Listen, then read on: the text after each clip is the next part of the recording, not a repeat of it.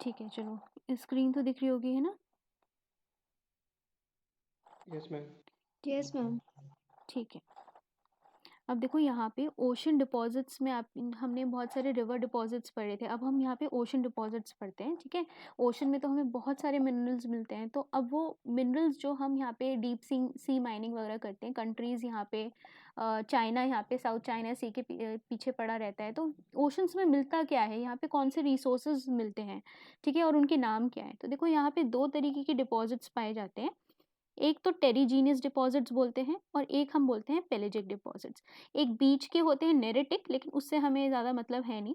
ठीक है, हम पढ़ते हैं पहले कि यहाँ पे जो लैंड के आसपास जो हमने कॉन्टिनेंटल शेल्फ पढ़ा था ना, उससे पहले यहाँ पे बीच के आसपास जो थोड़ा लैंड वाला एरिया है, वहाँ पे जैसे कि अगर वहाँ पे रिवर कोई ख़त्म हो रही है, ठीक है, कोई डेल्टा फॉर्मेशन हो रहा है, कुछ भी यहाँ से, तो रिवर भी सेडिमेंट्स लेके आ रही है। प्लस जब यहाँ पे जब क्या कहते हैं इसको, जब यहाँ पे वेव टाइडल वेव्स आती हैं, ठीक है, तो ओशन से वो भी कुछ ना कुछ यहाँ पे लेके आती हैं।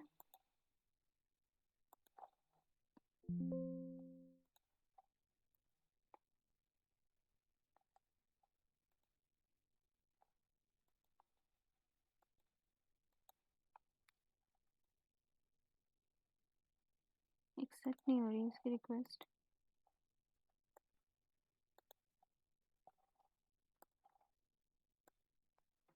ठीक है, तो यहाँ पे टेरिजीनियस डिपॉजिट्स देख रहे थे और पेलेजिक डिपॉजिट्स देख रहे थे। तो देखो टेरिजीनियस जो थे, यहाँ पे कॉन्टिनेंटल शेल्फ से पहले वाले जो लैंड से थोड़े लगे हुए एरियाज जो हैं, बीच वाले एरियाज हैं, ठीक है, तो वहाँ पे कुछ ना कुछ डिपॉजिट आ रहा है, लैंड वाले साइड से भी आ रहा है, और यहाँ पे जो टाइडल वेव्स आके डिपॉजिट कर रही हैं, वो भी यहाँ पे कुछ ना कुछ डिपॉजिट हो रहा है। ठीक है, तो वो जो यहाँ पे लैंड के आसपास पाए जा रहे हैं टेरिटरी, ठीक है, तो याद रखना यहाँ पे कुछ ना कुछ टेरिटरी से लिंक्ड है, तो इसके आसपास टेरिटरी लैंड वाले एरिया के आसपास वाले डिपॉजिट्स को हम क्या बोलते हैं, टेरिजीनियस डिपॉजिट्स बोलते हैं। ठीक है, फिर पेलेजिक डिपॉजिट्स क्या होते हैं, तो ये देखो ऑपोजिट हो जाएगा, जब हम यहाँ पे कॉन्टिनेंटल शेल्फ खत्म होती है और फिर आपके यहाँ पे जब आपका अबिसल प्लेन स्टार्ट हो जाता है। ठीक है, अबिसल प्लेन जब स्टार्ट होता है, सबसे डीपर वाले जो यहाँ पे डिपॉजिट्स मिलते हैं, उनको हम क्या बोलते हैं, पेलेजिक डिपॉजिट्स। ठीक है, अब देखो टेरिजीनियस डिपॉजिट्स क्या होते हैं, ये इनऑर्गेनिक डिपॉजिट्स होते हैं,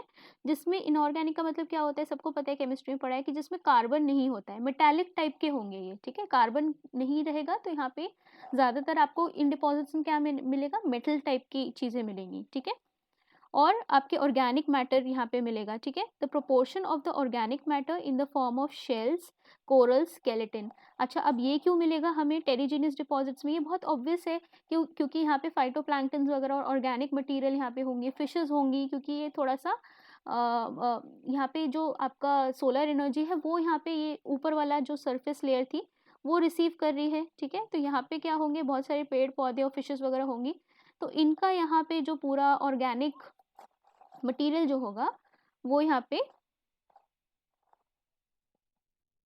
is quite negligible. Okay sorry, यहाँ पे नेग्लिजिबल रहेगा। ठीक है,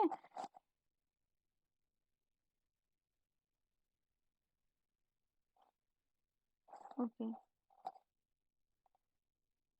ठीक है, तो वो थोड़ा सा अंदर को यहाँ पे स्टार्ट होगा, जो यहाँ पे लैंड वाले एरिया में है वो यहाँ पे नहीं मिलेंगे। डिसइंटीग्रेटेड रॉक मटेरियल, यहाँ पे जो हमारा हेड हमने देखा था, यहाँ पे जब सी शोर वाला जो एरिया था, वहाँ पे क्या था, हेडलैंड था। ठीक है, तो वहाँ पे कंटिन्यूस उस हेडलैंड की वेदरिंग हो रही थी। ठीक है, सी आर्च बन रहे थे, ठीक है, स्टैक्स बन रहे थे, याद है ना वो वाला जो सी जो आपके मरीन फीचर्स जो बन रहे थे। ठीक है, तो वो यहाँ पे टूट टूट के नीचे जो पत्थर गिर रहे थे, वो यहीं कहीं बीच पे गिरेंगे, है ना, तो वो वाले डिपॉजिट्स भी रॉक मटेरियल आपको मिलेंगे। ठीक है, terrigenous deposits are found mainly on the continental shelves and the slopes. Except for the fine volcanic ash, the little terrigenous material is carried onto the sea surface. ठीक है, तो terrigenous deposit से याद रखना कि यहाँ पे जो बीच के आसपास के एरियाज हैं, लैंड वाले एरिया से मिल रहे हैं। देखो इस टाइप के ये दिखते हैं। क्वार्ट्ज में हम बात करें तो क्वार्ट्ज हमने देखा था थोड़ा सा ऐसा क्रिस्टल टाइप का जो होता था, तो वो क्वार्ट्ज वाला सैंड जो है वो भी यहाँ पे मिल रहा है। ठीक है, और ये देखो यहाँ पे जब भी हम कहीं जाते हैं बीच वगैरह पे, तो आपको छोटे छोटे पत्थर वगैरह ये सब दिखते हैं, है ना, तो ये जो हैं ये क्या कहलाते हैं, आपके टेरिजीनियस डिपॉजिट्स, ठीक है। तो ये ऐसे करके आप कभी देखोगे बीच पे तो फिर आप पहचान लेना कि ये टेरिजीनियस डिपॉजिट्स इनको बोलते हैं।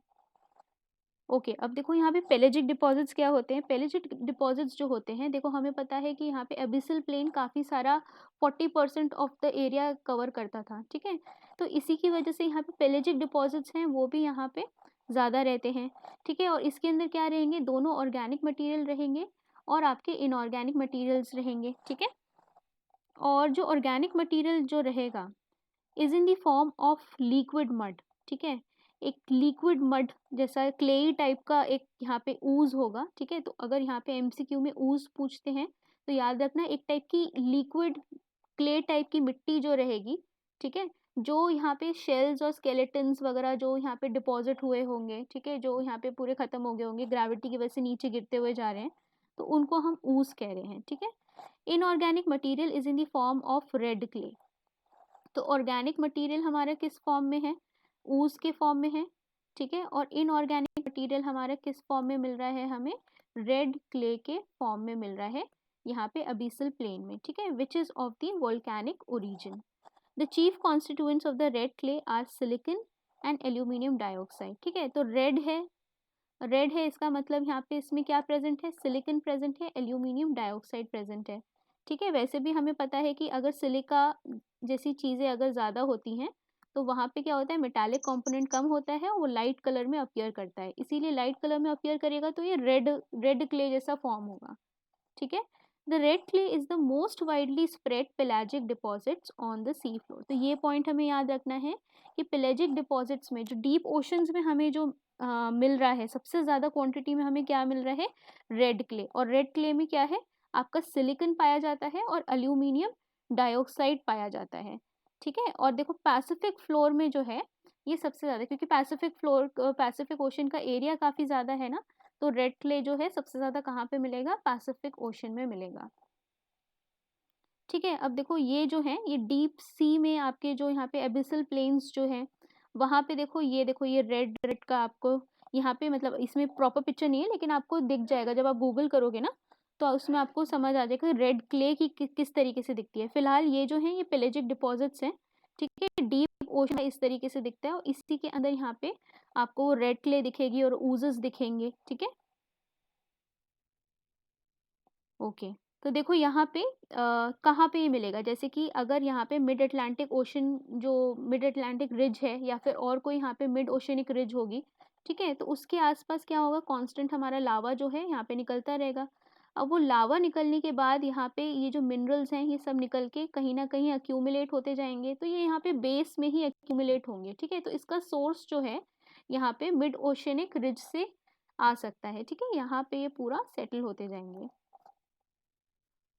मिड ओशनिक रिज के पास, ठीक है। अब देखो यहाँ पे टेरिजीनियस डिपॉजिट्स देखते हैं और यहाँ पे पेलेजिक यहाँ पे देखते हैं। तो देखो यहाँ पे जो टेरिजीनियस डिपॉजिट्स हैं या हमें यहाँ पे ये कॉन्टिनेंटल शेल्फ दिख रही है, फिर हमने देखा था कॉन्टिनेंटल स्लोप आती है और फिर हमारा आता है जो प्लेन एरिया होता है एबिसल प्लेन जो होता है वहाँ पे। तो ये जो हमारा फ्लैट एरिया जो है, ठीक है, यहाँ पे आपको कौन से डिपॉजिट्स मिल रहे हैं, पेलेजिक रेड क्ले मिल रहा है, ठीक है। और यहाँ पे आपको कौन से मिल रहे हैं, टेरिजीनियस सेडिमेंट्स मिल रहे हैं, जैसे क्वार्ट्ज वगैरह हमने अभी देखा था वो सब यहाँ पे आपको कुछ ना कुछ फॉर्म में बड़े बड़े ग्रैन्यूल्स टाइप के मिल रहे हैं, ठीक है। ओके, ये देखो यहाँ पे टेरिजीनियस बीच वाला एरिया नेरेटिव आता है लेकिन यहाँ नहीं देखना है, मेन है हमारा जो पेलेजिक है और आपका जो टेरिजीनियस है, ठीक है, ये यहाँ पे मिल रहा है डीपर ओशंस में। ओके, ठीक है, तो वही सेम पिक्चर्स हैं यहाँ पे, ठीक है। अब देखो यहाँ पे मिनरल रिसोर्सेज कौन से मिलते हैं, मिनरल रिसोर्सेज आपको मेटालिक हमें पता है दोनों टाइप के मिलेंगे, मेटालिक और नॉन मेटालिक दोनों यहाँ पे मिलेंगे, ठीक है। Most of these minerals are carried from the land to the sea by running water, ठीक है। तो रिवर्स भी यहाँ पे जो जिनका यहाँ पे इनफ्लो जो ओशन में हो रहा है वो भी काफ़ी सारा यहाँ पे जो मिनरल्स हैं वो कैरी कर रही हैं, ठीक है। The remaining are formed from under sea volcanism, detritus left over parts of marine organism, ठीक है। और क्या सोर्सेज हैं, एक तो मिड ओशनिक रिजेस में आपका जो वॉल्केनिक एक्टिविटी हो रही है वो आपका एक कुछ ना कुछ यहाँ पे सेडिमेंट्स और वो सब मेटल्स वगैरह, लावा वगैरह सब निकल रहा है, उससे कुछ मेटल्स आ रहे हैं नीचे। और डेट्रिटस मतलब कि हमारा जो यहाँ पे मरीन ऑर्गेनिजम्स हैं, ठीक है, उनके स्केलेटन्स वगैरह डीके हो रहे हैं, वो यहाँ पे कुछ ना कुछ फॉर्म कर रहे हैं ऑर्गेनिक मटेरियल, ठीक है। At present the mining of only a handful of marine mineral resources is economically viable.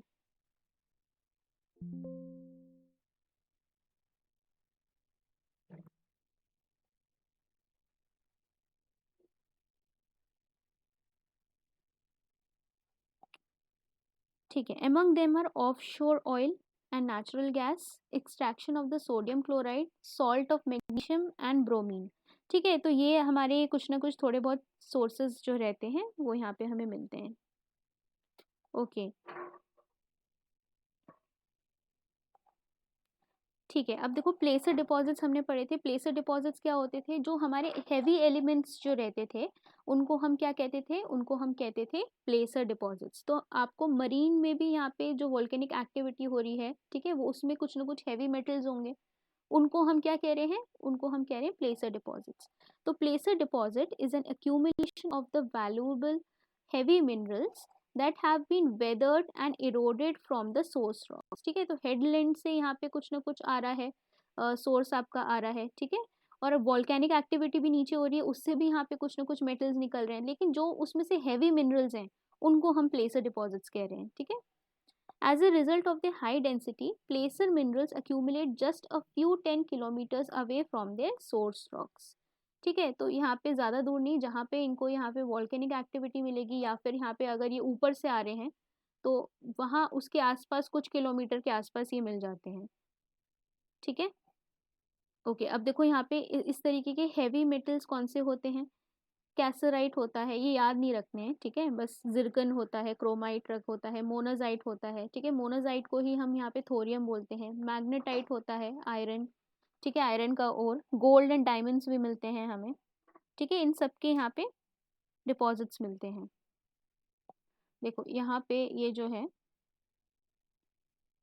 ये जो है आपका प्लेसर डिपॉजिट लेट हो गए हैं, ठीक है, कि देखो यहाँ से क्या है कि ये आपका जो रॉक था हेडलैंड होगा, ठीक है, सी के आसपास प्लेटू या हेडलैंड, वहां से ये जो क्या, ये जो आपके डिपॉजिट हैं वो यहाँ पे आके अक्यूमुलेट होना चालू हो गए हैं, ठीक है। ओके, तो देखो केरला में यहाँ पे मिलते हैं, ये यहाँ पे मोनाजाइट रिजर्व्स मिलते हैं। मतलब क्या मिलता है? इंडिया के पास कौन से रिजर्व्स हैं? थोरियम रिजर्व यहाँ पे मिल रहे हैं, केरला में मिल रहे हैं। कंटेन 90% वर्ल्ड्स मोनाजाइट रिजर्व्स, ठीक है। तो ये जो है थोरियम आपका प्लेसर डिपॉजिट्स में आता है। फिर ऑस्ट्रेलिया में कुछ मिलते हैं, ठीक है। Placer diamonds are mainly mined on the shelf sediments along with the west coast of the South Africa and Namibia, ठीक है। और गोल्ड आपको कहाँ पे मिल रहा है? गोल्ड आपको अलास्का के कोस्ट मिल रहा है और ईस्ट पैसिफिक शेल्फ पे मिल रहा है, ठीक है। तो ये सारे हैवी मेटल्स जो हैं आपके प्लेसर डिपॉजिट्स में आएंगे, ठीक है। अब यहाँ पे कुछ हाइड्रोकार्बन्स भी मिलते हैं। हाइड्रोकार्बन्स क्या होंगे? जिसमें हमारा कार्बन कंपाउंड प्रेजेंट होगा। और कार्बन कहाँ प्रेजेंट होता है? जो आपके मेनली आपके जो ऑर्गेनिक लेयर्स जो रहते हैं, चाहे वो किसी लिविंग और जो डेड फॉसिल्स होते हैं उनसे आ रहे होंगे, ठीक है। तो ये जो है आपके ट्रैप होते जाते हैं लेयर्स में और फिर ये यहाँ पे कुछ यहाँ पे डिपॉजिट्स बनाते हैं। अब जैसे कि अगर हम यहाँ पे अब इस टाइप का क्या होगा, हमारा जो ऑयल रहेगा, ठीक है, गैस रहेगा, ये सारे हमारे हाइड्रोकार्बन्स रहेंगे। अब ये बहुत सारे यहाँ पे आते कैसे हैं, ठीक है। तो अगर हम यहाँ पे ये देखें कि देखो हमारे जो है क्या होते हैं, हमने देखा था कि यहाँ पे हमारे बहुत सारे फाइटोप्लैंक्टन, जू प्लैंक्टन, ये ओशंस में हमारे बहुत सारे रहते हैं, है ना। तो ये क्या होंगे, बाय द टाइम इनकी डेथ भी होती जाएगी और ये कहीं ना कहीं यहाँ पे डिपॉजिट होते जाएंगे, है ना। तो ये जब डिपॉजिट होते जाएंगे तो ये यहाँ पे, और हम ये भी पता है कि जो पूरी लाइफ का यहाँ पे शुरुआत हुई है वो ओशन से ही हुई है। तो ओशंस में आप समझ सकते हो कि कितने यहाँ पे जो पहले से जो फॉसिल्स थे, वो जो ऑर्गेनिजम्स के यहाँ पे जो डेड बॉडीज थी, ठीक है, वो यहाँ पे पूरा डीके हो गए, पेट्रोलियम रिसोर्स इन्होंने कुछ ना कुछ बनाया होगा। तो वो किस तरीके से बनाया है इन्होंने, ठीक है। तो देखो यहाँ पे ये जो सारे माइक्रो ऑर्गेनिजम्स जो थे, ठीक है, ये यहाँ पे पूरे डिपॉजिट हो जाएंगे। कहाँ डिपॉजिट होंगे? लेयर्स में, नीचे जो यहाँ पे आपका जो ओशन का लेयर्स रहेगा, रॉक जो नीचे रहेगा, बेस रॉक जो रहेगा, उसके अंदर ये सेडिमेंट्री उसमें डिपॉजिट होते जाएंगे। ठीक है, बॉन्ड्स बनाएंगे।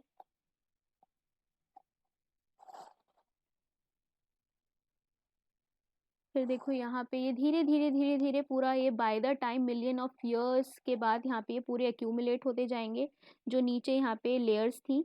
ठीक है, अब देखो उसके बाद ये भी हुआ है कि यहाँ पे फॉरेस्ट पूरा ग्रो कर गया है, पानी थोड़ा कम हो गया होगा, लेकिन वो लेयर्स नीचे अभी तक हैं। ठीक है, और बीच बीच में उनकी इनपर्मिएबल रॉक जो है, मतलब जो यहाँ पे काफ़ी उसकी बनी हुई है, मतलब हार्ड रॉक की बनी हुई है। ठीक है, तो नीचे आपको क्या मिलेगा? यहाँ पे ऑयल रिजर्वॉयर्स मिलेंगे, और उसी ऑयल रिजर्वॉयर के ऊपर आपको कहीं ना कहीं गैस रिजर्वॉयर मिलेंगे। ठीक है, अब ये गैस जो है ये किसके नीचे ट्रैप्ड है? ये जो आपका इम्परमिएबल जो लेयर है उसके नीचे यहाँ पे ट्रैप है। अब देखो हमें यहाँ पे पता कैसे चलता है कि आपका ये यहाँ पे कहीं ना कहीं जो नीचे लेयर्स हैं इनका ये पूरा सर्वे कैसे करते हैं? तो ये सोनार वगैरह यहाँ पे भेजते हैं, वेव्स भेजते हैं। ठीक है, उससे ये जिस तरीके से यहाँ पे अंदर नीचे रिफ्लेक्शन पूरा जो होता है, ठीक है, उससे पता चलता है कि ये किस तरीके से यहाँ पे उसका पूरा फिजिकल वो स्टडी करते होंगे, है ना। और फिर इनको नीचे पता चलता है कि हाँ ठीक है, ये आपका क्या है, यहाँ पे अंदर गैस है, यहाँ पे ऑयल है। ठीक है, ये पूरा जियोलॉजिस्ट जो रहते होंगे वो इसको स्टडी करते होंगे।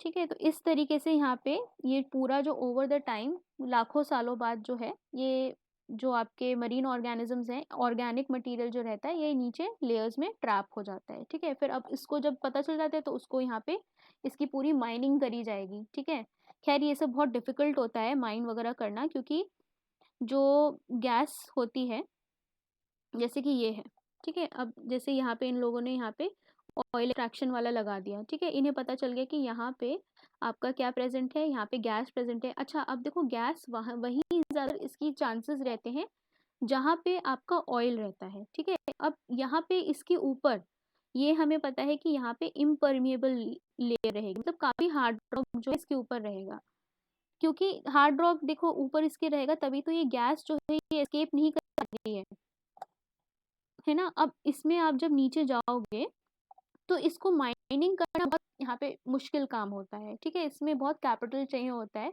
ये वाली इंडस्ट्रीज के लिए। ठीक है, तो थोड़ा यहाँ पे डिफिकल्ट होता है इनको माइन करना। तो यहाँ पे ये जो है, ये जो फॉल्ट रहती हैं यहाँ से यहाँ इसके बीच में यहाँ पे कुछ ना कुछ इसको जगह मिलती है, तो वहाँ पे ये ट्रैप हो जाते हैं। ठीक है, पहले फॉसिल ट्रैप हुए होंगे इनके, और फिर उससे जो भी यहाँ पे गैस वगैरह जो बनी है वो यहाँ पे ट्रैप हो गई है। ठीक है, तो ये क्या है, सेडिमेंट्री रॉक्स हैं। ठीक है, ओशन के नीचे, और इसके अंदर ये जो आपका नेचुरल गैस और ये सब है, ये सब ट्रैप हो गया है। ठीक है, ओके, अब देखो यहाँ पे इनको बोलते हैं हम geological traps. Geological traps for hydrocarbons, ये क्या क्या इसमें है? इसमें शेल्स होते हैं। ठीक है, शेल गैस आपने सुनी है। फिर सॉल्ट डूम्स होते हैं, इवेपोराइट, जैसे कि ये सल्फर को कुछ ना कुछ इवेपोरेट करके यहाँ पे कुछ ना कुछ यहाँ पे बना हुआ है एलिमेंट। ठीक है, फिर ये किस में ट्रैप होते हैं? Anticlinal folds of permeable and non permeable strata. तो एंटीक्लाइन क्या होता है? ये जो आपको दिख रहा है ना, ये इस तरीके की रॉक, इस तरीके की सेडिमेंट्री रॉक, इसको हम क्या कहते हैं? एंटीक्लाइन और सिंक्लाइन होता है ना, ये सिंक्लाइन हो गया और ये एंटीक्लाइन हो गया। तो ज्यादातर इस तरीके का जब रॉक रहता है रॉक, तो उसके अंदर हमारा क्या है? ज्यादातर नेचुरल गैस और आपका ऑयल। ठीक है, तो ये यहाँ पे फीचर रहता है कि यहाँ पे हाइड्रोकार्बन्स जो हैं वो यहाँ पे परमिएट हो जाते हैं। ठीक है, तो देखो यहाँ पे ये आप देख रहे हो, यहाँ पे एंटीक्लाइनल ट्रैप है, इसके अंदर आपको पेट्रोलियम मिल रहा है, नेचुरल गैस मिल रहा है। ठीक है, और यहीं पे यहाँ पे आपको सॉल्ट डोम मिल रहा है। ये किसके लिए है? ये सल्फर के लिए है। ठीक है,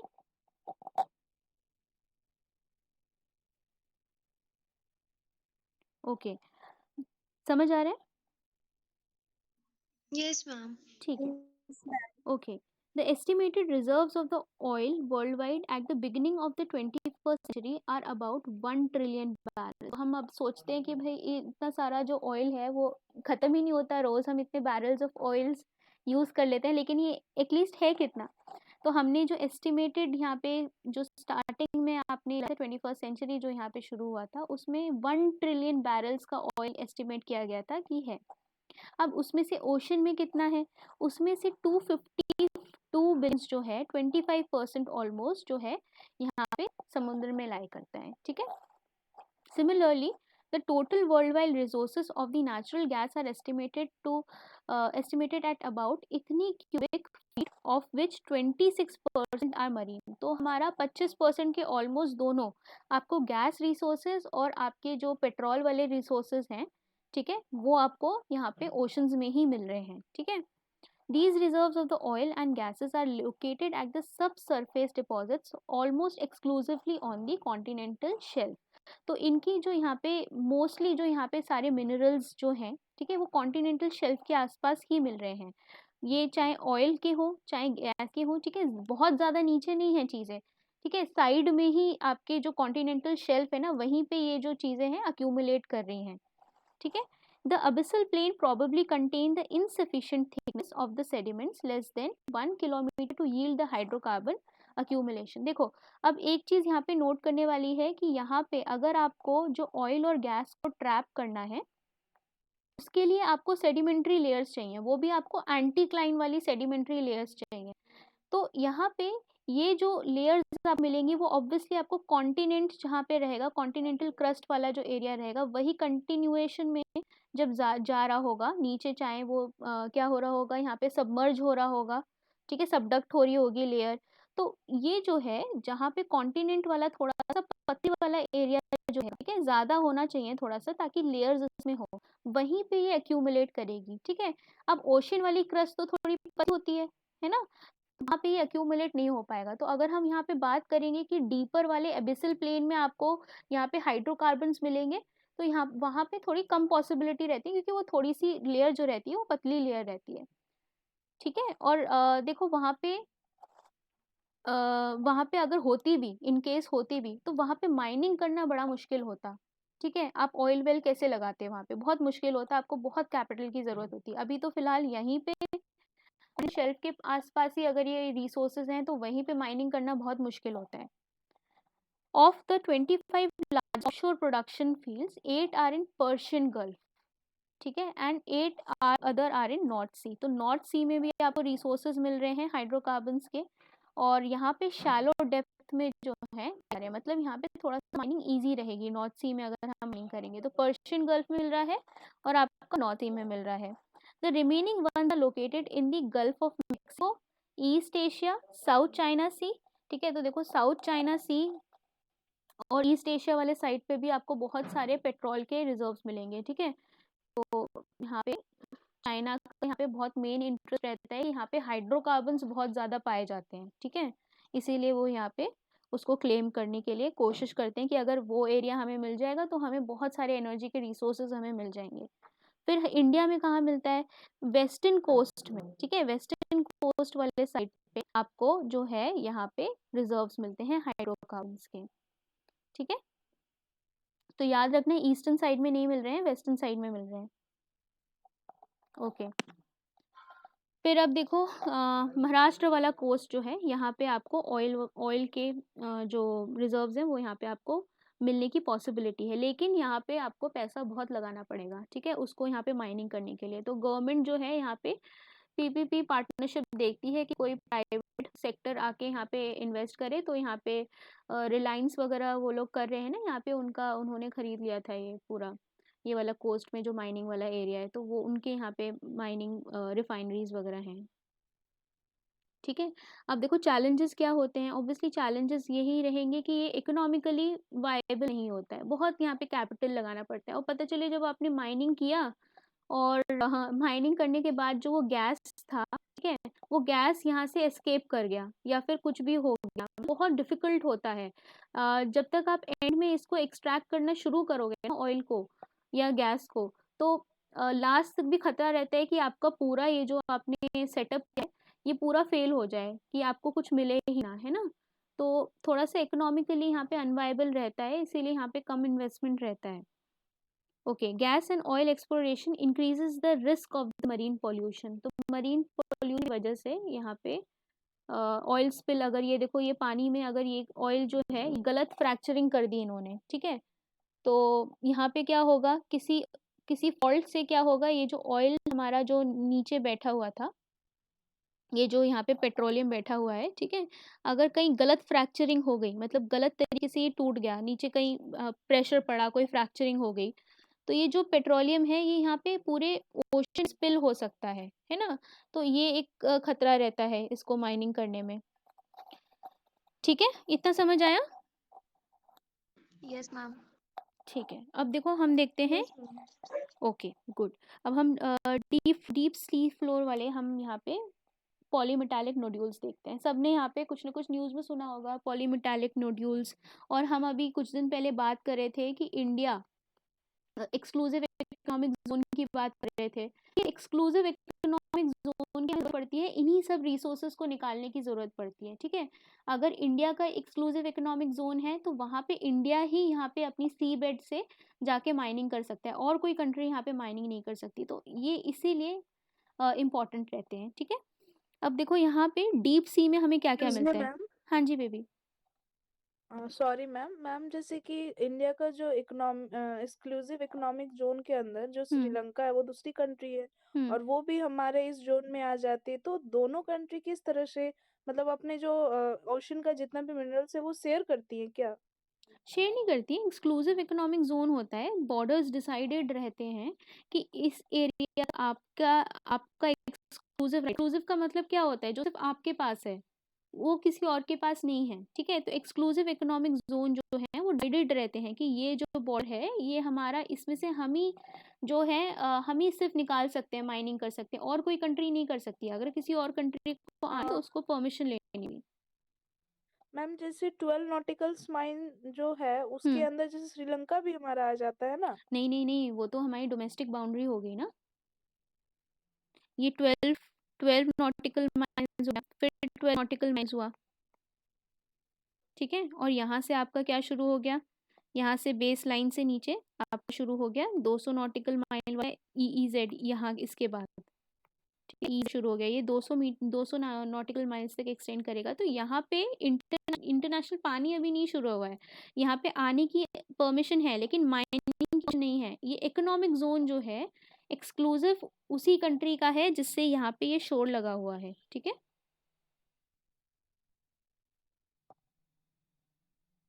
एक्सक्लूसिव इकोनॉमिक जोन का मतलब क्या हुआ, एक्सक्लूसिव राइट है इकोनॉमिक जोन, ठीक है। यस मैम, तो मैम इसके अंदर जैसे आसपास अगर देखेंगे तो श्रीलंका तो आ जाएगा ना? हाँ, श्रीलंका आ जाएगा अगर यहाँ पे बाउंड्री का वो यहाँ पे डिसाइडेड होगा ना। ये बहुत बड़ी बात है, मतलब ऐसे कैसे नहीं हो सकते कि डिसाइडेड ना हो, है ना। तो ये आपस में डिसाइडेड होगा इंडिया और बांग्लादेश के बीच में कि यहाँ पे कुछ इन्होंने म्यूचुअली अग्री करा होगा कि ये आपकी टेरिटरी है, यहाँ से आप निकालो और यहाँ से आप निकालो। अब डिस्प्यूट तो रहते ही हैं। EEZ में हम साउथ चाइना सी का एग्जाम्पल ले लें। चाइना कहता है कि 9 लाइन जो है उसके अंदर का हमारा वाला एरिया है, और उसके बाहर वाला तुम्हारा वाला एरिया है, जो भी यहाँ पे फिलीपींस और आपका वियतनाम वगैरह लग रहे हैं, है ना। लेकिन उनका एक्सक्लूसिव जोन तो इस 9 डैश लाइन के अंडर उनका EEZ आता है ना, ये फिलीपींस और वियतनाम का। तो क्लैशेस तो होते हैं। अब चाइना तो नहीं होता है, लेकिन इंडिया और श्रीलंका में कुछ ना कुछ अग्रीमेंट होगा जो इन्होंने यहाँ पे डिसाइड किया होगा कि ठीक है इतना एरिया आप लो, इतना एरिया हम लेते हैं, ठीक है। वो म्यूचुअली डिसाइडेड होगा। लेकिन हाँ, अब वो 200 नॉटिकल माइल्स के अंदर आता है कि नहीं आता, वो देखना पड़ेगा कि वो ओवरलैप कर रहा है कि नहीं कर रहा है। ओवरलैप अगर कर रहा होगा तो यहाँ पे म्यूचुअली अग्री करा होगा। इंडिया तो वैसे भी बहुत मतलब रिस्पॉन्सिबली बिहेव करता है, वो किसी का एरिया लेता नहीं है ना। इसमें कोई डिस्प्यूट ओके देखा नहीं मैम। गया है, वो तो फिशरमैन से रिलेटेड पानी के ऊपर वाला डिस्प्यूट रहता है। इकोनॉमिक जोन के लिए कोई यहाँ पे डिस्प्यूट ऐसा है नहीं, ठीक है। ओके। अब देखो ये जो है, ये हम नीचे हम एबिसल प्लेन्स में जब जाते हैं ना, तो देखो ये इस टाइप के हमें ये छोटे छोटे नोड्यूल्स टाइप के मिलते हैं, इनको हम बोलते हैं पॉलीमेटालिक नोड्यूल्स, ठीक है। ये एकदम नीचे एकदम बेस पे आपको मिलते हैं, ठीक है। अब इसमें ना ये काफ़ी ज़्यादा रेयर अर्थ मेटल्स इसमें पाए जाते हैं, इसमें काफ़ी इंपॉर्टेंट मेटल्स इसमें पाए जाते हैं, ठीक है। अब देखो इनके बारे में देखते हैं कि क्या होते हैं ये। तो ये जो मैग्नीज नोड्यूल्स, पॉलीमेटालिक नोड्यूल्स ठीक है, इसके अंदर होता है आयरन और मैंगनीज डाइऑक्साइड, ठीक है, और काफ़ी अच्छे से कंसंट्रेशन में होता है। मैंगनीज होता है, निकल होता है, कॉपर होता है, ठीक है, और आयरन वगैरह आपको मिलता है, ठीक है।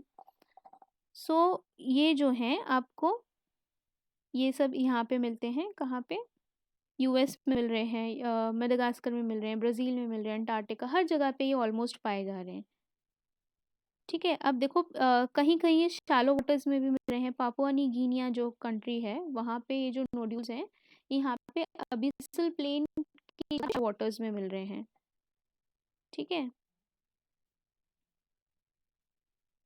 अच्छा, अब पॉलीमेटालिक सल्फाइड्स क्या हैं? पॉलीमेटालिक सल्फाइड्स जो हैं इसके अंदर भी आपको iron, copper, zinc, silver, gold, platinum वगैरह मिल रहा है, ठीक है। अब ये जो है यहाँ पे प्रेसिपिटेशन से बनते हैं, ठीक है। दोनों में डिफरेंस क्या है? एक यहाँ पे ये जो नोड्स हैं यहाँ पे प्रेसिपिटेशन से नहीं बन रहे हैं, ये यहाँ पे कुछ ना कुछ मेटल जो है वो अक्यूमुलेट होके यहाँ पे नोड फॉर्म में बन गया है। दूसरे पॉलीमेटालिक सल्फाइड्स क्या है? ये यहाँ पे जो यहाँ पे आप कह सकते हो इवेपोरेशन से जो बुलबुले बन रहे हैं, है ना, वो हॉट मैग जैसे नीचे अंदर मैग्मा निकल रहा है ना, तो ये इवेपोरेट हो रहा होगा, कुछ ना कुछ गर्मी इसकी इवेपोरेट हो रही होगी, तो वो जो यहाँ पे बबल्स जो बन रहे हैं, ठीक है, वो उसके प्रेसिपिटेशन से जो बबल बन रहे हैं उनको हम उससे बन रहे हैं पॉलीमेटालिक सल्फाइड्स, ठीक है, इस हॉट फ्लूइड की अपवेलिंग से, ठीक है। कहाँ पे? जो हमारा मिड ओशनिक रिजेस है। ये मैंने इसमें एक क्वेश्चन देखा था किसी के टेस्ट सीरीज में, तो उसमें उन्होंने डिफरेंस पूछ रखा था। उन्होंने यहाँ पे उल्टा दे दिया था कि जो पॉलीमेटालिक सल्फाइड्स हैं वो यहाँ कंसंट्रेशन से बने हुए हैं, कंसंट्रेशन से इसके जो यहाँ पे नोड्यूल्स रहते हैं उन्होंने इसको पूरा ऑपोजिट कर दिया था स्टेटमेंट, और जो पॉलीमेटालिक नोड्यूल्स हैं वो यहाँ पे गैस प्रेसिपिटेट से बने हैं, ठीक है। तो ये याद रखना कि नोड्यूल्स जो है वो यहाँ पे गैस प्रेसिपिटेट से नहीं बने, गैस प्रेसिपिटेट से हमारे क्या बने हैं, जो सल्फाइड्स हैं वो बने हुए हैं, ठीक है। ओके,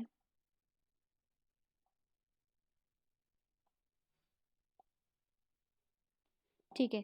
तो देखो यहाँ पे ये हमारे नोड्यूल्स हैं, पॉलीमेटालिक नोड्यूल्स हैं, ये देखो इस तरीके का ये कुछ है। इसके अंदर और भी बहुत सारे आयरन और इसके अलावा भी काफ़ी सारे मेटल्स रहते हैं और कंट्रीज इसको माइन करती रहती है। इंडिया भी बहुत इंटरेस्टेड रहता है इसको माइनिंग करने के लिए, ठीक है। अब देखो ये यहाँ पे कहाँ कहाँ पाए जाते हैं, इंडिया में देखो यहाँ पे पाए जाते हैं। ये कौन सा एरिया इंडियन ओशन है? इंडियन ओशन में देखो एकदम बीच में मिल रहे हैं पॉलीमॉलिक्यूल्स, ठीक है। तो अब अगर हम यहाँ पे, अब जो आपको कंफ्यूजन हो रही है कि भाई हमारा एक्सक्लूसिव इकोनॉमिक जोन आएगा क्या ये,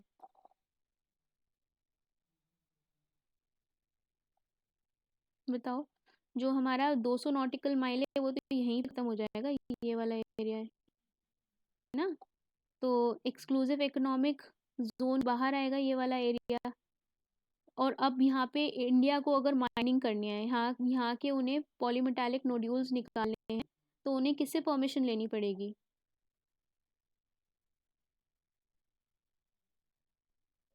मैम यूएन से। यूएन यूएन लॉ के अंडर लेगी, इंटरनेशनल सी, ठीक है।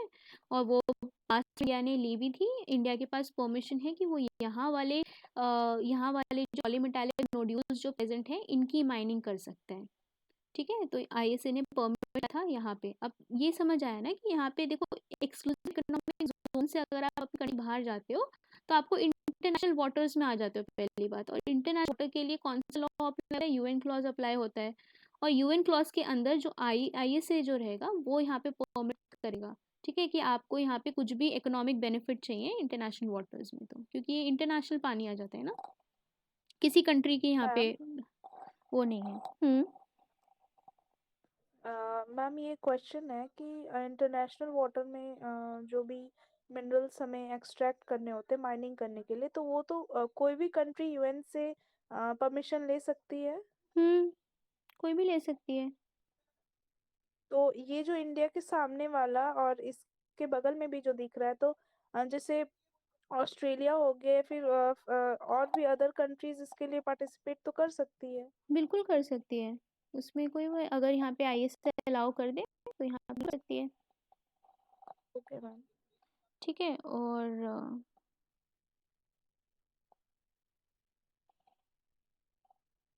ठीक है, देखो यहाँ पे आप देख रहे हो यहाँ पे कितने ज़्यादा रिजर्व्स हैं।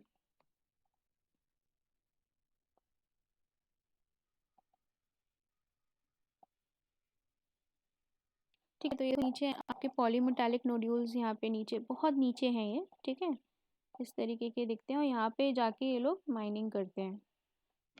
तो वीडियो थोड़ा साफ नहीं है।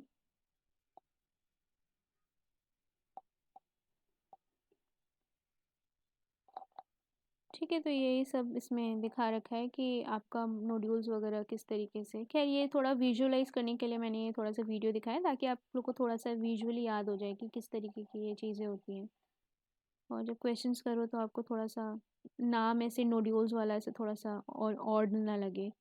ठीक है, तो ये हमारा पॉलीमेटालिक नोड्यूल है।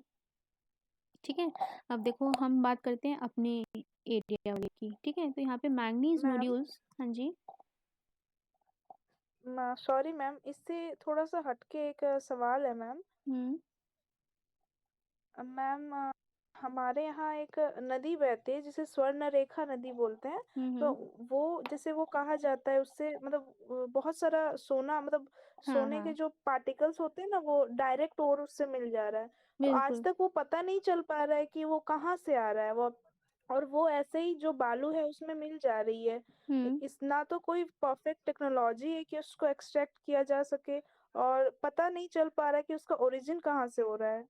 जो सोना इतनी जो आ रही है वो समझ में हाँ, नहीं आ रहा, तो वो क्या हो सकता है मैम उसका वो किसी रॉक ज्योग्राफिकल से जो ही अगर। आ रहा होगा, किसी रॉक से ही वो आ रहा होगा। और देखो यहाँ पे गोल्ड माइनिंग जब करते हैं ना, तो गोल्ड माइनिंग पता है बहुत छोटे छोटे पार्टिकल्स रहते हैं गोल्ड के। ठीक है, और वो बहुत सारे पत्थर रहते हैं उसके अंदर, उसको पूरा यहाँ पे फिल्टर करके यहाँ पे छोटा सा एक mm का आपको गोल्ड का आपको कुछ उसमें वो दिखेगा। उसको माइन करना मतलब काफ़ी डिफिकल्ट होता है, इसीलिए वो पता नहीं चलता होगा। तो मतलब बहुत ज़्यादा, अगर आप कभी यहाँ पे नेशनल ज्योग्राफिक वगैरह देखोगे तो उसके अंदर बहुत सारे शोज़ आते रहते हैं, उसमें वो लोग माइनिंग कर रहे हैं, गोल्ड रश वगैरह। तो आप देखना कि कितना बड़ा बड़ा उन्होंने प्लांट लगा रखा होता है, उसके अंदर इतना ग्रैन्यूल्स और इतना ज़्यादा पानी और वो सब तो सेपरेट करके फिर उनको 1 मिलीमीटर का कुछ मतलब 1 सेंटीमीटर तो बहुत हो गया, बहुत छोटा सा 2-3 मिलीमीटर का एक टुकड़ा मिल जाएगा गोल्ड का। ठीक है, तो वही है कि बहुत छोटा होता है वो, और उसे माइन करना थोड़ा-सा मुश्किल होता है। अब वो तो कहीं न कहीं से आ ही रहा होगा, पता नहीं क्या सोर्स होगा, लेकिन मेजरली कहीं रॉक से ही वो नदी जो है वो आ रही होगी और वहाँ से वो लेके आ रही होगी वो सेडिमेंट्स। रॉक से ही आ रहा होगा वो, और क्या ही सोर्स होगा उसका, क्योंकि वोल्केनो तो यहाँ पे है नहीं। ठीक है, यस मैम। अब देखो यहाँ पे इंडियन ओशन वाला देखते हैं। सेंट्रल इंडियन ओशन बेसिन में हमें आपको मैंगनीज नोड्यूल्स मिलते हैं। ठीक है, ओके, तो large areas in the basins in the base east of the Central Indian Ridge. ठीक है, यहाँ पे रीयूनियन हॉटस्पॉट जो हमने देखा था मडगास्कर के उधर साइड में, राइट साइड में, तो वहाँ पे जो है हमें हाई परसेंटेज ऑफ मैंगनीज, निकल और कॉपर जो है वो मिलते हैं। अब India has the exclusive right to explore polymetallic nodes from the sea bed in central Indian ocean basin. जो अभी मैं कह रही थी ना कि आईएसए से परमिशन लिए है, आईएसए ने इंडिया को जो है एक्सक्लूसिव राइट्स दिए हैं यहाँ पे वो करने के। ठीक है, माइनिंग करने के, तो इंडिया के पास है यहाँ पे, ये आईएसए से हमने लिए हैं। So these rights are over इतने kilometre of area in the international waters. ठीक है, इसने एलोकेट किए हैं, इंटरनेशनल सीबेड अथॉरिटी ने एलोकेट किए हैं for developmental activities of the modules.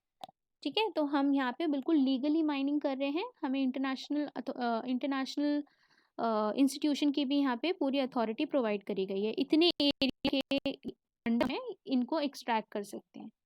ठीक है, ओके, तो देखो अब यहाँ पे अगर हम रीसेंट कॉन्टेक्स्ट में देखते हैं तो यहाँ पे NIOT crew creates history as they undertake a world's deepest under water trials of mining machine. ठीक है, तो यहाँ पे इन लोगों ने एक माइनिंग मशीन जो है उसको यहाँ पे बनाया, और उससे यहाँ पे ये लोग जो है माइनिंग कर रहे हैं, क्रॉलर्स बोलते हैं उन्हें। ठीक है, वो क्रॉल करके पूरा इसको निकालते हुए जाते हैं। वो खैर क्रॉलर्स जो होते हैं वो काफ़ी डेंजरस होते हैं फिशेस वगैरह के लिए, और अगर इन्वायरमेंटली देखो तो वो काफ़ी डिफिकल्ट मतलब काफ़ी डेंजरस होते हैं, लेकिन उससे क्या होता है, माइनिंग करते हैं। ठीक है। तो यहाँ पे NIOT क्या है, ये हमारा चेन्नई बेस्ड एक इंस्टीट्यूट है, ऑटोनॉमस बॉडी है मिनिस्ट्री ऑफ अर्थ साइंसेस के। और ये जो हैं, ये लोग क्या कर रहे हैं यहाँ पे, they are conducting world's deepest under water locomotion trials. यहाँ पे जो क्रॉलर है उसको मारे, और ये जो पॉलीमेटालिक वगैरह जो भी यहाँ पे इन्हें मिनरल्स मिल रहे हैं उसको यहाँ पे माइन कर रहे हैं ये लोग। ठीक है, तो ये यहाँ पे न्यूज़ में था अभी। और हमारा एक और यहाँ पे प्रोजेक्ट है, what is India Samudrayaan project. Samudrayaan project है, ये हमारा डीप वाटर माइनिंग से ही रिलेटेड है। ठीक है, इंडियन ओशन में जो हम यहाँ पे माइनिंग करेंगे ना, वो उसी से रिलेटेड है। ठीक है, the Samudrayaan mission is India's first manned ocean with the goal of sending men deep into the ocean in the submersible vehicle for deep ocean exploration and rare mineral mining। ठीक है, तो यहाँ पे 200 करोड़ जो है यहाँ पे समुद्रयान मिशन है।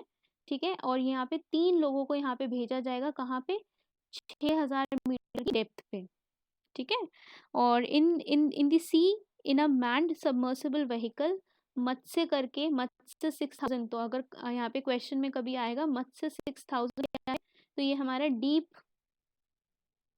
व्हीकल है, इसके अंदर तीन लोगों को भेज रहे हैं 6000 मीटर की डेप्थ पे।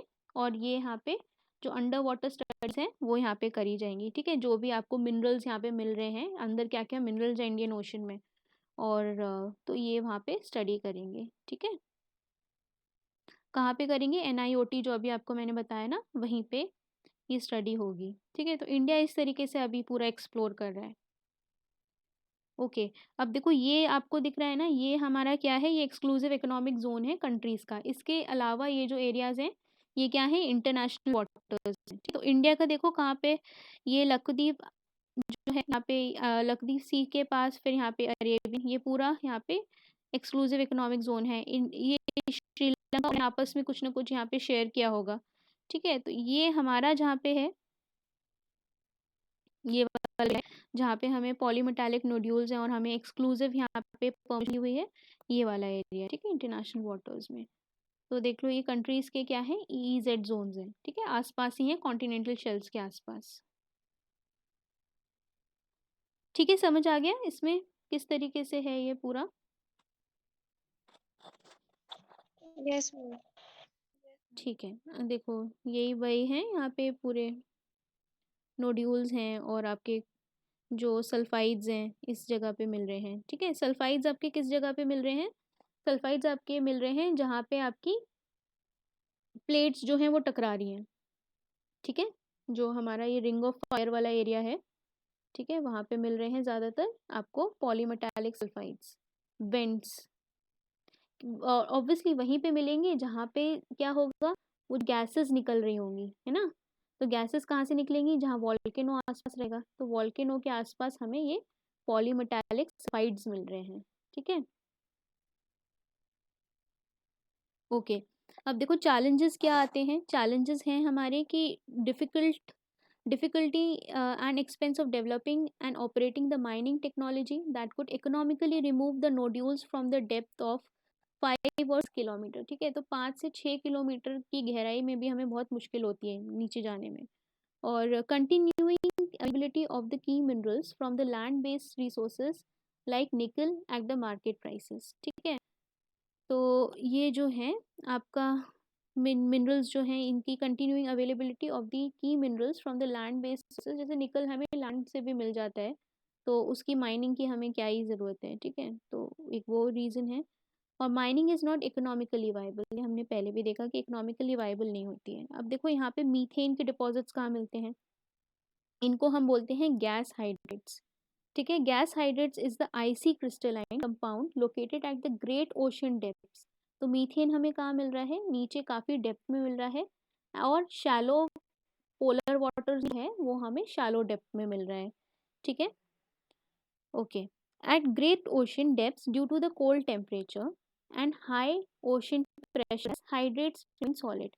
ठीक है, तो ये देखो मीथेन क्या है, ये मीथेन थोड़ा सॉलिडिफाइड उसमें है। अब सॉलिड कब रहेगा, जब आपका टेम्परेचर जो है वो यहाँ पे कम होगा।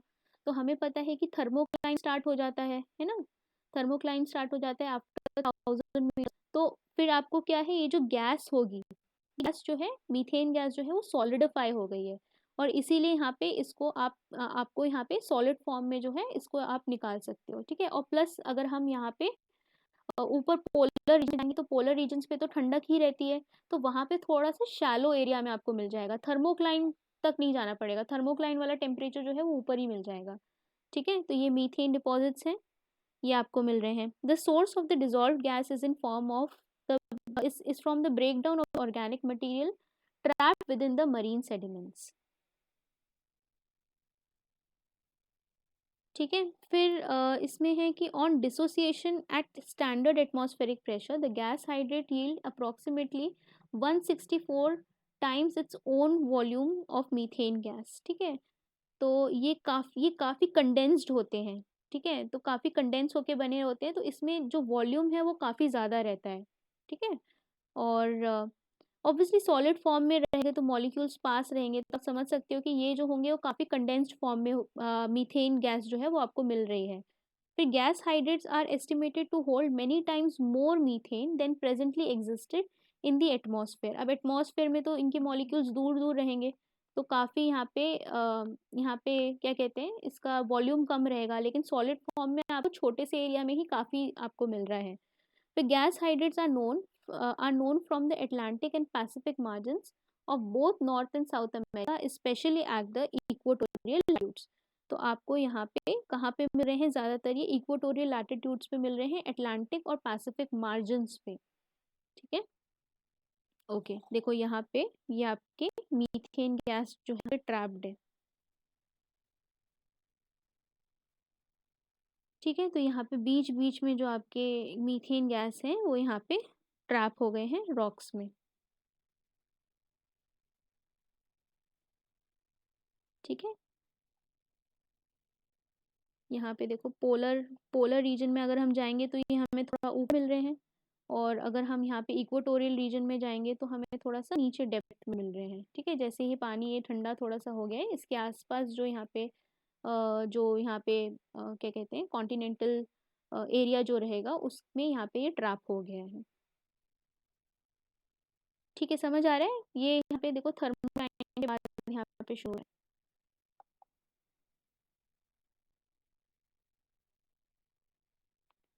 फिर वही आप इनको ड्रिल करने के लिए कुछ ना कुछ यहाँ पे सेटअप लगाओगे और फिर इनको एक्सट्रैक्ट करोगे, ठीक है। अब देखो हाइड्रेट्स कहाँ पे हमें मिल रहे हैं, हमने अभी देखा था कि हमें नॉर्थ अमेरिका और साउथ अमेरिका के आसपास जो है यहाँ पे ये हाइड्रेट्स जो है ज़्यादातर आपको मिले, ठीक है। और इंडिया में कहाँ है, इंडिया में देखो यहाँ पे हैं और आपके यहाँ पे हैं, ठीक है। तो ये वाले जो एरियाज हैं ये आपके रिकवर में हैं, और ये अभी यहाँ पे जो है यहाँ पे कुछ ना कुछ एक्टिविटी चल रही होगी के वेस्टर्न मार्जिन्स पे, कि यहाँ पे पता लगाया जा सके, ठीक है। तो ये आपके हाइड्रेट्स यहाँ पे मिलते हैं, ठीक है। तो एक्सप्लोरेशन में देखो वही इकोनॉमिकली वाइबल यहाँ पे नहीं होगा, और इसको एक्सट्रैक्ट करना मुश्किल रहता है, और methane hydrates break at the high temperature and lower pressures presenting a challenge in the mining, ठीक है। तो काफ़ी यहाँ पे ये जो है इनको ध्यान से इनकी माइनिंग करनी पड़ती है, क्योंकि फिर ये बहुत फ्रेजाइल रहते हैं।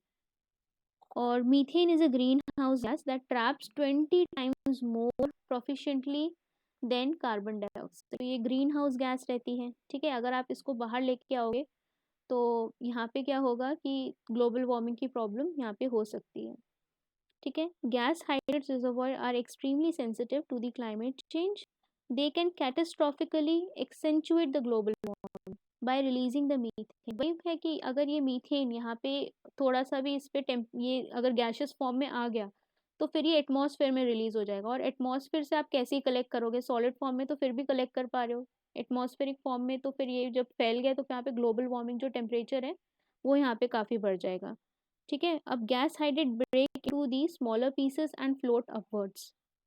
Once they hit the warmer waters and lower pressures, they break into the gas, ठीक है। तो वही मैं कह रही हूँ कि ये सॉलिड फॉर्म में जब यहाँ पे ठंडा है तभी तक है, लेकिन अगर इसको थोड़ी सी आपने गर्मी दे दी तो ये गैशियस फॉर्म में चला जाएगा, गैस फॉर्म में चला गया तो यहाँ पे होगी ग्लोबल वार्मिंग, ठीक है। तो इसीलिए यहाँ पे थोड़ा सा खतरनाक रहता है मीथेन वाले हाइड्रेट्स को यहाँ पे एक्सप्लोर करना, ओके। ठीक है, अब देखो ओएनजीसी ने कहाँ पे डिस्कवर की थी? ओएनजीसी ने 2016 में यहाँ पे डिस्कवर करी है इंडिया में, नॉर्थ इंडियन ओशन में। ठीक है, कहाँ कहाँ आपको मिल रही है? देखो यहाँ पे मिल रही है, कृष्णा गोदावरी बेसिन बोलते हैं इसको। फिर महानदी बेसिन में मिल रही है। अंडमान आइलैंड्स में आपको गैस हाइड्रेट्स मिलेंगे। ठीक है, और कोंकण बेसिन है, यहाँ पे आपको गैस नेचुरल गैस हाइड्रेट्स मिल रहे हैं। ठीक है, तो इनको एक्सट्रैक्ट करके आप इनको फ्यूल एनर्जी में कन्वर्ट कर सकते हो। ठीक है, समझ आया? Yes, ma'am. ठीक है।